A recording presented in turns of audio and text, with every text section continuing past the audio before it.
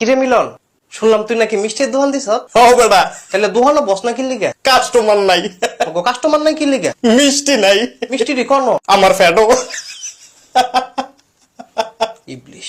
তোর আজকে মুজ্জার মতো লাগতেছে। কোন মজ্জা? সোরা মুজ্জা। তুই এই ফাউল কথাটা কইলি কিনলি গে? কামের কথা কবে কইছি? কামের কথা ফাললে না কইতি? কামের কথা কইতে হইলে ফাউল কথা কম যেত না। আর তোর মতো হইতে গেলে বুদ্ধি থাউন চাইতো না। এই যে তুই আবার ফাউল কথা কইছ। তুই কোন পদের কথা কইছ? আরে তুই যেমনে বেটকাস মাইছে তো তোরে বেটকি বাবাটা হে। তাও তো বাবাটা হে, মা দোয়াটা হে না।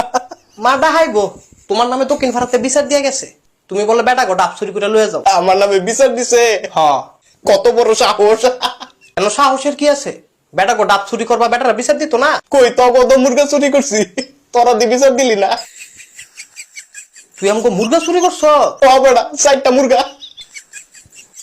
আরে তোর কি লজ্জা শরম নাই? ও আছে তো, ওই আমি তো দেখি না। আমিও তো দেখি না।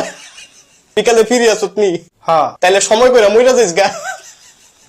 মন্ডায় কয় লোকজন ভাড়া করে তোরে সটকাই, দরকার হলে জনপ্রতি 500 টাকা দিব। তুই আমারে 50 দে, আমি আমারে চটকামু।